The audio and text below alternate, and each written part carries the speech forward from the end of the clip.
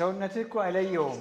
ሰውነትህ የገብስ ዳቦን፣ ቡላን፣ ቆጮን እና እንጀራን አይለየውም። በሊፖፕሮቲን ተሸክሞ የሚሄድ የፋት ኢነርጂ ማለት ነው እና ጣሪያ እንዲነካ የሚያደርገው ኤችዲኤልን በጣም ዝቅ የሚያደርገው ኮሌስትሮል ድራሹን ለማጥፋት እነዚህ ነገር ጠጡ የሚሉ ኮንቴንቶችን አያለሁ። ፕሊስ ሮንግ ነው። ኦኬ ሮንግ ነው። አንድ ኮሌስትሮል ለማጥፋት የሚጠጡ ነገሮች የሉም። ሁለት ደግሞ ኮሌስትሮል ድራሽ አይጠፋም። አንድ ሰው በሆነ ተአምር ሰውነቱ ውስጥ ያለውን ኮሌስትሮል ድራሹን ቢያጠፋ በህይወት መቆየት አይችልም። 85 42 ዓመት ከፋት ጋር ከስኳር ጋር እየታገልክን ያለው ሚኒመም በቀን እስከ 160 ግራም 170 ግራም ፕሮቲን ማግኘት አለብህ። ምን ማለት ነው? በቀላል ቋንቋ ሳስረዳችሁ ያወፈራችሁ አመጋገብ፣ ቦርጫም ያደረጋችሁ አመጋገብ፣ ጉበታችሁ ላይ ፋት ስቶር እንዲሆን ያደረጋችሁ አመጋገብ። እርጎ የበላኸው ደስ ይላል አውቃለሁ። በእርጎ ይዘህ እሱን ስቀጠቅጠው ደስ ይላል አውቃለሁ። ግን ኮምፕሊትሊ ሮንግ ነው። የዚህ ፕሮግራም ዓላማ የተሻለ ሰውነት ኖሯችሁ በጤና የተሞላ በብርታት የተሞላ እርጅናን መፍጠር እንችላለን። ሰውነታችንን እየመገብን የተሻለ ሰውነት ቢውልድ አድርገን ከፋት መገላገል እንችላለን። ከፋቲ ሊቨር መገላገል እንችላለን። ለስኳር በሽታ ለግፊት በሽታ የዳረጋችሁ አመጋገብ ነው። ቁመቴ ሜትር ከ50 ነው። ኪሎ ደግሞ 85። እድሜሽ? እድሜ 28። አግብተሻል? ልጆች አሉሽ? አላገባሽም። 30 ኪሎ ግራም አካባቢ ስብ ነው ያዝሽው። መቼ ነው መውፈር የጀመርሽው? ከ17 ዓመቴ ጀምሮ ሰውነቴ እየጨመረ መጣ። ሌላ ፊትሽ ላይ እንደ ብጉር ነገር አለ? የለም፣ በጣም ያለኝ ቦርጭ ነው። ፊትሽ ላይ እንደ ፀጉር ምናምን የበቃቀለ ነገር አለ? የለም። ጉድ። እና አንዳንዴ ወገቤን በጣም ያመኛል። በግራ በኩል ጎንበስ ስል በተለይ በጣም ነው የሚያመኝ። እቃ ማንሳት አልችልም። እንደ ልቤ ደረጃ መውጣት ይከብደኛል። በ28 ዓመትሽ? ድካም በጣም ይደክመኛል። ይደክምሻል። ከምን የመጣ ይመስልሻል?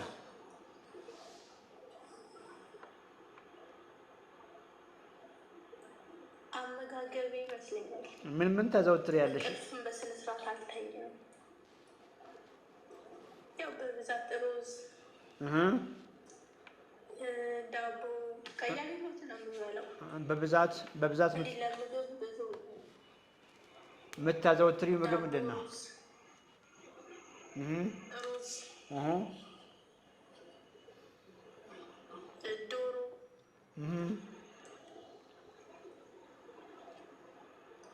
እነዚህ ምግቦች ናቸው ብዛት ያሉት። የሚጠጣስ? ለስላሳ ጁስ?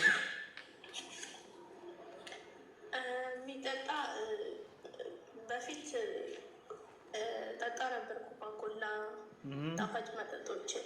የሆነ ጊዜ ሰውነቴ ክብደት እየጨመረ ሲመጣ አቆምኩኝ። ጣፋጭ ነገር መጠጣት ትቻለሁ። አሁን የምጠጣው ጠዋት ጠዋት ሙቅ ውሃ ብቻ ነው። ቁርስ አልበላም። ቀኑን ሙሉ ሳልበላው ልና ምሳ ነው የምበላው። ዛሬ ምን በላሽ ምሳ? ሩዝ። ምን የሚያክል ሩዝ?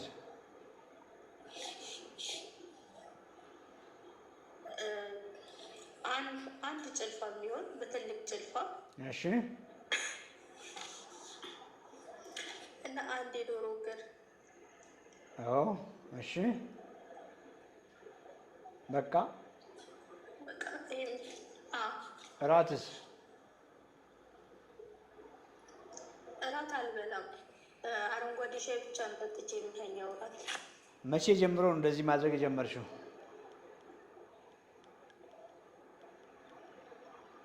ቅርብ ጊዜ ነው። ከ2 ወር ቢሆነው ነው ይሄንን ከጀመርኩኝ። ምን ያክል ቀነስሽ?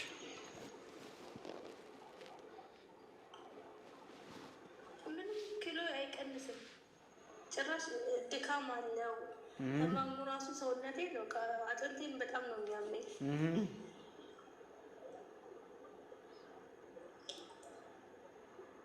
የት ነው የምትኖሪው? አዲስ አበባ ውስጥ ነው ያለሽው? አረብ ሀገር ነው ያለሁት።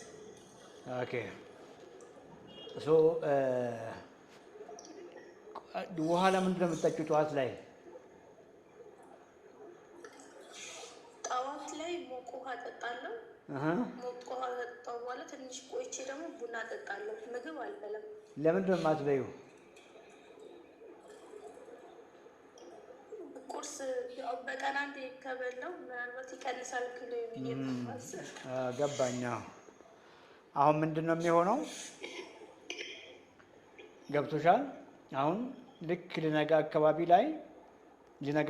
ላይ ሰውነታችን ብዙ የስትሬስ ሆርሞን የምንላቸው ከፍ ይላሉ።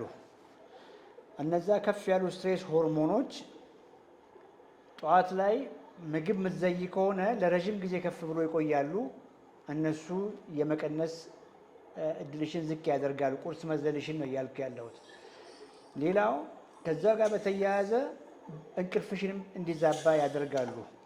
እንቅልፍሽም ስለሚዛባ እንቅልፍ በቂ አለመተኛት ይመጣል። በቂ እንቅልፍ አለመተኛት ሲመጣ ደግሞ ክብደት መቀነስም ከባድ ይሆናል። ገብቶሻል? ስለዚህ ቁርስሽንም ለመመገብ ሞክሪ። ግን ስትመገቢ ቅድም ያልሽውን ለምሳሌ ቺክን ያልሽውን መብላት ትችያለሽ። ቺክኑን ግን ከአትክልት ጋር እንጂ ከሩዝ ጋር አታርጊ። እያልኩሽ ያለሁት ምንድን ነው? መፍትሄው መራብ አይደለም ነው እያልኩ ያለሁት። ልጅም ስለሆንሽ ወጣትም ስለሆንሽ በጣም በአጭር ጊዜ ነገሮችሽን መልካም ማድረግ ትችያለሽ። ቁርስም ተመገቢ፣ ግን ፕሮቲኖች ኳሊቲ ፕሮቲኖች ብለን የምናወራቸውን እንደነ እንቁላል አይነት ነገሮችን፣ ቅድም ያልሽውን ቺክን ነክ ነገሮችን፣ አሳ ነክ ነገሮችን ቁርስም ላይ ከአትክልት ጋር ምሳም ላይ እንደዛ ለማድረግ ሞክሪ። ያ ሲሆን ሰውነትሽ የረሃብ ሆርሞኖች በጣም ለመቀነስ ብለሽ በቀን አንዴ እየበላሽ የተዛባ ሆርሞኖችሽ ይስተካከላል፣ እንቅልፍሽ ይስተካከላል፣ ስትሬስ ይስተካከላል። ሰውነት እየተመገበ ሲመጣ ጭንቀቱም ደህና ስለሚሆን ፋት ሉስ ማድረግ ትጀምሪያለሽ። አትርሺ፣ አላማሽ ክብደት መቀነስ መሆን የለበትም። አላማሽ ፋት መቀነስ ነው። ፋት የሚቀንሺው ደግሞ ሰውነትሽን በማስራብ ሳይሆን ሰውነትሽን የተሻለ ነገር በመመገብ ነው እና መራብ ያለብሽ አይመስለኝም። ከጊዜ በኋላ ለውጥሽን እያየሽ ኤክሰርሳይዝ በሚመችሽ ሁኔታ ኤክሰርሳይዝ ለማድረግ ሞክሪ። እዛው ባለሽበት ጋይድ ማድረግ ካለብን ጋይድ እናደርግሻለን።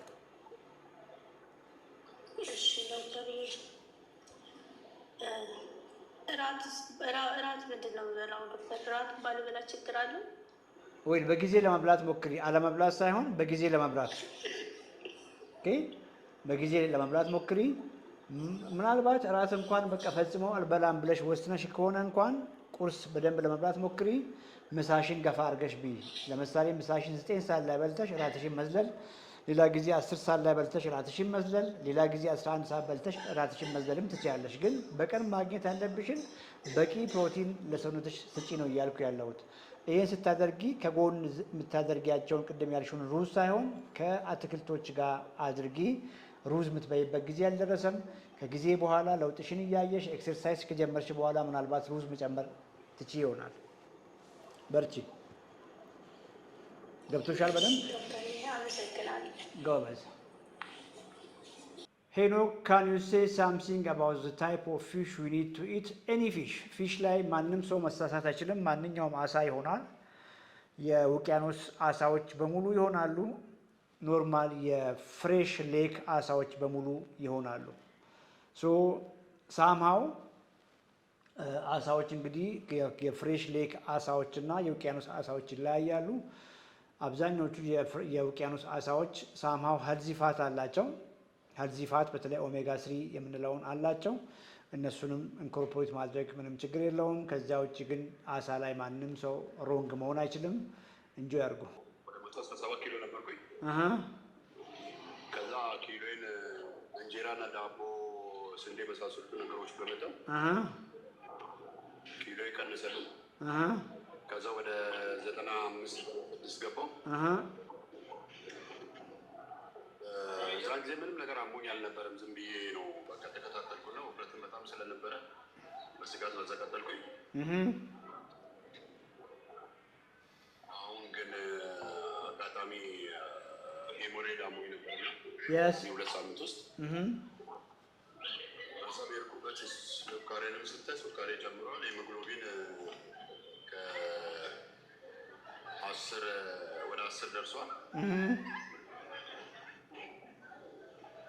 ማሪያ ታይቼ ሄሞሬዱ ሳይሆን ወደ ፌስቱላ ነገር ነውና መሰራት አለበት ብሎ ዶክተሩ መስት ሱካር ሜትፎርሚን መጀመሪያ አለበት ብሎኝ አስጀመረኝ። እስከኔ ነው ሶስት ሱካሬ መጀመሪያ ላይ 290 ምናምን ነበረ በልቼ ከዛም ጨመረ። አሁን ግን ሜትፎርሚኑን ከጀመርኩ ወዲህ 200 ዛሬ 235 ጠዋት ፋስቲንግ። እድሜ ስንት ነው? 42 ሶስተኛ እያለሁ ነው። 42 ነው። 42 ነው። 43ኛው ነው ያስኩት። የካቲት 12 43ኛ ጀምሬ ነው። ቁመት ስንት ነው? ሜትር ከ85። ኪሎ ስንት ነው? አሁን 95 95። ቦርጭ አለ? ቦርጭ አለኝ። ለምንድን ነው ሰውነትን ለምንድን ነው ያልገነባኸው? ሰውነቴን ትንሽ የስራ ሁኔታ ነው። እኔም ጥፋት አለ። መጠጥም ጠጣ ነበር ዶክተር። የስ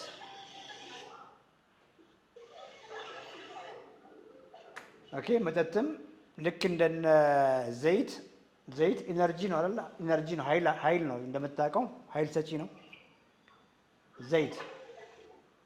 ኦኬ። እነ እንጀራም እነ ዳቦም እነ ሩዝ፣ ፓስታ፣ መኮረኒም ኃይል ሰጪ ናቸው። ካርቦሃይድሬት እንደምታውቀው። አልኮልም ልክ እንደነሱ ኃይል ሰጪ ነው። ገብቶሃል አይደል? ለምሳሌ 1 ግራም ፋት 9 ካሎሪ አለው ሲባል ሜቢ ሰምተሃል። 1 ግራም ካርቦሃይድሬት 4 ካሎሪ አለው ሲባል ሰምተሃል። አልኮል ደግሞ 7 ካሎሪ አለው። 7 ካሎሪ እንግዲህ ኃይል ይሰጠናል ብላችሁ ደግሞ አልኮል እንዳትጠጡ እሺ። ኤኒዌይ በእሳት ላይ ምንድን ነው የሚባለው? በጭድ ላይ ምንድን ነው? በእሳት ላይ ጭድ ነው የሆነ እንደዛ ያደረከውና አቁመሃል። አሁን ጎበዝ። ወክስ ማድረግ ጀመርክ? የስ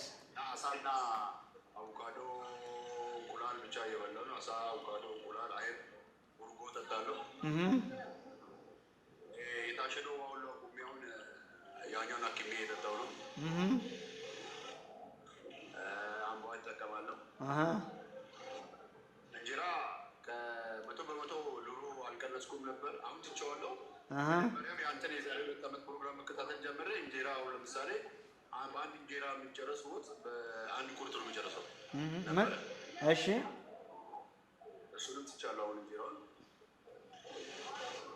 ዛሬ ምን በላ? ጠዋት ላይ እንቁላል በስጋ ብቻውን በላው። ምን የሚያክል እንቁላል? 1 5 6 እንቁላል የሚሆን። ኦኬ። ስጋውስ? ላይ ደግሞ አሁን እሱ ነው ስላልገባኝ ነው ትንሽ። የእኛ ሀገር የቆጮ ሀገር ነው እና ቆጮ ምንም ቅቤ ያልገባው ቆጮ በስጋ በላው እና በእርጎ። ሰውነትህ እኮ አይለየውም። ሰውነትህ የገብስ ዳቦን፣ ቡላን፣ ቆጮን እና እንጀራን አይለየውም። ላንተ ነው ቆጮ። ኦኬ፣ ላንተ ነው ቆጮ፣ ለመላስህ ነው ቆጮ እንጂ ተቀይሮ የሚሄድለት ምንድን ነው? ግሉኮስ ነው፣ ስኳር ነው። ከዛ ተጨምቆ የሚሄድለት ነው እያልኩ ያለሁትና ቆጮ መጥፎ ሆኖ ሳይሆን አሁን ባለህበት ሁኔታ ቆጮን አትቋቋመው። እሺ።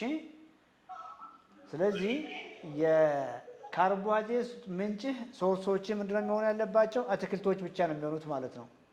አትክልት ብቻውን አይበላም። ሰው እያደረግን ያለነው አሁን ስኳርህን ከፍ የሚያደርጉ ምግቦችን አቁም ሳይሆን ሰውነትህን መግበው ነው። ኦኬ፣ ሰውነትህን መግበው ነው። ባለማወቅ ሰውነትህ እየተጎዳ ቦርጭ ነበር ሲሞላ የነበረው።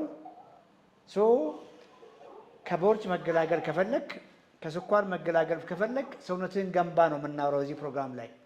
ሰውነትህን ለመገንባት ስትል ነው ኳሊቲ ፕሮቲኖችን በበቂ መጠን የምትበላው። በቂ መሆኑን አይልሃለው። ዘን ለረጅም ጊዜ ባለማወቅ ስትወስድ የነበረውን አልኮል፣ እንጀራውን፣ ዘይቱን፣ ቅቤውን እነዚህን ኮምፕሊትሊ ብሎክ የምታደርገው ከፍተኛ የሆነ ትርፍፋት ስለያዝክ ነው። ምሳስ ምን በላ? ምሳ ያኔ ቆጮ በላው። አሁን ደግሞ ራቴን አሳ እየበላሁ ነው። ቆጮን ከምን ጋር ነው የበላኸው? ቆጮ በእርጎ ነው የበላሁት። ኖርማል እርጎ ነው እሱ። እርጎም ግሪክ ዮገርት አይደለም፣ ግሪክ ዮገርት አይደለም። ስለዚህ በውስጥ ምናልባት ኮሚኒኬት አድርግና እቤታችሁ በተለይ ክፍለ ሀገር ያላችሁ ሰዎች እንዴት በቀላሉ ግሪክ ዮገርት እርጎ ታዘጋጃላችሁ የሚለውን ነገር አንድ ቀን ወይ ሌላ ሰው ወይ ኮንቴንት እንድሰራ እናደርጋለን። እዚህ ቲክቶክ ወይ ዩቲዩባችን ላይ በጣም ቀላል ነው፣ ቤታችሁ ማዘጋጀት ትችላላችሁ። ኤኒዌይ ምሳ ላይ ያደረግከው ቆጮን በእርጎ የበላኸው ደስ ይላል አውቃለሁ። በእርጎ ይዘህ እሱን ስቀጠቅጠው ደስ ይላል አውቃለሁ፣ ግን ኮምፕሊትሊ ሮንግ ነው። እራትስ አሳ እየበላህ ነው? አሳ እየበላሁ ነው። ደረቅ አሳ። በምን እየበላህ ነው? አሳ ብቻውን ነው እየበላሁ።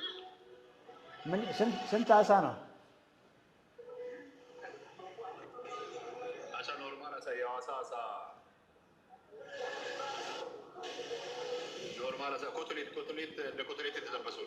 ስንት አሳ ነው? ብዙ በልቻለሁ ዶክተር፣ አልዋሽም፣ ብዙ በላለሁ። ቬሪ ጉድ። ሶ በቂ ለመመገብ ሞክር። ሜትር ከ83 ነህ፣ ቁመት ዘለግ ያለ ነው። ሜትር ከ85 42 ዓመት ከፋት ጋር ከስኳር ጋር እየታገልክ ነው ያለኸው። ሚኒመም በቀን እስከ 160 ግራም 170 ግራም ፕሮቲን ማግኘት አለብህ። ኦኬ 170 ግራም ፕሮቲን ያልኳት ትርሳ። 100 ግራም አሳ ብትበላ 100 ግራም አሳ 25 ግራም ነው የሚሰጥህ፣ 25 ግራም። ስለዚህ ስጋም ከሆነ ቺክንም ከሆነ እዛው ተመሳሳይ ናቸው። ያንን ከግምት ያዝና እንዴት አድርጌ በቀን 170 ግራም ፕሮቲን አቺቭ ላድርግ፣ እቺን መመለስ ከቻልክ ይህንን በቀን 3 ጊዜ አካፍ ለመጨረስ ከቻልክና ከጎን አትክልት አድርገህ እዛ ላይ ጡንቻ ለመገንባት ጂም ቤት መግባት ትችላለህ፣ ወይ ደግሞ በራስህ መንገድ መስል ቢውልድ ማድረግ ትጀምራለህ። ይሄንን ካደረግክ በአጭር ጊዜ ውስጥ ነው ነገሮች መልካም የሚሆኑት። የተሻለ ጡንቻ ይኖርሃል። ኢቭን ለፊስቱላ እንኳን ሰርጀሪ ብትደረግ ቶሎ ነው የምድነው ነው እያልኩ ያለሁት። በጣም በአጭር ጊዜ ነው ሪከቨር የምታደርገው ሰርጀሪ። በርታ። ማገዝ ካለብን እናግዛለን። በርታ። ያ ሄንሪ እጅግ አመሰግናለሁ። ሄንሪ ኮመንትን እያነበብኩ ነው። እኔን የገረመኝን ልንገርህ። ብዙ ሰዎች ገብተው ይጠይቃሉ፣ ግን በዚህ በሰጣቸው መጀመሪያ ምክር በቂ መስሏቸው ገብቶኛል ብሎ ይሄዳሉ። እባካችሁን ዶክተርን በቀጥታ አገኙት ነው የምላችሁ። እና ሄንሪ እንግዲህ ብዙ ጊዜ ስለሱ አወራለሁ። በጣም ለሁላችንም እንደው መልካም ምሳሌ ነው። በጣም ኦቤስ ነበረ፣ ብዙ ኢሹዎች ነበሩት። በትክክል ዲሲፕሊን ሆኖ ነገሮችም በማድረጉ ዛሬ የተሻለ ሰውነት ገንብቶ ከብዙ ነገር የተገላገለ ልጅ ነው እና በራሳችሁ አታድርጉ፣ እርዳታ ጠይቁ፣ ኮሚኒኬት አድርጉ። በየጊዜው የሚቀያየሩ ነገሮች አሉ ነው የሚላችሁ እና ሁልጊዜ የምናወራው ይሄንን ነው። ቢኮዝ እዚህ ጋር የማወራው ነገር ጀነራል ኢንፎርሜሽን ነው። እዚህ ጋር የማወራው ነገር እውነት ለመናገር እንደ ዳይሬክት የሆነ አድቫይዝም አትውሰዱ። ፐርሰናሊ ግን በአካል መታችሁ ብንከታተላችሁ ቆንጆ ነው። በአካል መምጣት ማትችሉት ደግሞ እዛ ኦንላይን ሆናችሁ መማር ትችላላችሁ። ሳትመጡ ኦንላይን እዛው ሰፈራችሁ ቤታችሁ ሆናችሁ መማር ትችላላችሁ። ያ ሲሆን ሁሉ ነገራችሁ ፐርፌክት ይሆናል። እንግዲህ ኦፊስ ከጀመርን አሁን አይ ቲንክ ወደ አመት አካባቢ ያልሆነ ነው ወደዛ እየሄድን ያለን ይመስለናል። ብዙዎች በራሳቸው መንገድ ቤት ማድረግ ሲሞክሩ ብዙ ነገር እየሆነ ነው የምናየው እና ብቻ እንደ እርዳታ ማግኘት ብትችሉ በጣም ቆንጆ ነው። ሄንሪ በጣም አመሰግናለሁ። እጅግ በጣም ፖዚቲቭ ነገር ነው ያልከው። እንግዲህ ምግብ ብቻ ሳይሆን ደግሞ ኤክሰርሳይስም ላይ በተደጋጋሚ የማወራው በምክንያት ነው። የዚህ ፕሮግራም ዓላማ የተሻለ ሰውነት ኖሯችሁ የኋላኛው ዘመናችሁ የእርጅና የምለውን ነገር ስለማልወደው ነው። እርጅና ማናችንም እናረጃለን፣ ግን ጤናማ የሆነ እርጅና በጤና የተሞላ በብርታት የተሞላ እርጅናን መፍጠር እንችላለን ነው። ለዚያ ደግሞ ቁልፉ ነገር ከሜታቦሊክ ኢሹዎች ራስን መጠበቅ ነው ቢቻል። ሳይሆን ቀርቶ ግን ከታመምንም በትክክለኛ መንገድ ሰውነታችንን እየመገብን የተሻለ ሰውነት ቢውልድ አድርገን ከፋት መገላገል እንችላለን። ከፋቲ ሊቨር መገላገል እንችላለን። ኖርማል የሆነውን ሊፒድ ፕሮፋይል በተለምዶ ኮሌስትሮል የሚባለውን ማስተካከል እንችላለን። ባይዘዌ አንዳንድ ሶሻል ኮንቴንት ሜዲያ ላይ ኮንቴንቶች ያለው እና ኮሌስትሮል ድራሹን ለማጥፋት እነዚህ ነገር ጠጡ የሚሉ ኮንቴንቶችን አያለሁ። ፕሊስ ሮንግ ነው። ኦኬ ሮንግ ነው። አንድ ኮሌስትሮል ለማጥፋት የሚጠጡ ነገሮች የሉም፣ አትሻወዱ። ሁለት ደግሞ ኮሌስትሮል ድራሽ አይጠፋም። አንድ ሰው በሆነ ተአምር ሰውነቱ ውስጥ ያለውን ኮሌስትሮል ድራሹን ቢያጠፋ በህይወት መቆየት አይችልም። ኮሌስትሮል እጅግ ወሳኝ እጅግ ጠቃሚ የሆነ ነገር ነው። ያለ ኮሌስትሮል ማንም ሰው አይኖርም። ስለዚህ ኮሌስትሮላችንን በፑር ዳይት በፑር ላይፍ ስታይል ቾይስ ሮንግ በሆነ አመጋገብና ሮንግ በሆነ የህይወት ዘይቤ ነው ያዛባ ናቸው። መፍትሄውም ደግሞ ሰውነታችንን ራይት ነገር ስንመግበውና ራይት የሆነ ላይፍ ስታይል አድርገን ስናስተካክል ኮሌስትሮላችንም ወደ ኖርማል ሊፒድ ፕሮፋይል ይመጣል። በዚያ መልክ አንደርስታንድ አድርጉ። ምን ማለት ነው? በቀላል ቋንቋ ሳስረዳችሁ ያወፈራችሁ አመጋገብ፣ ቦርጫም ያደረጋችሁ አመጋገብ፣ ጉበታችሁ ላይ ፋት ስቶር እንዲሆን ያደረጋችሁ አመጋገብ፣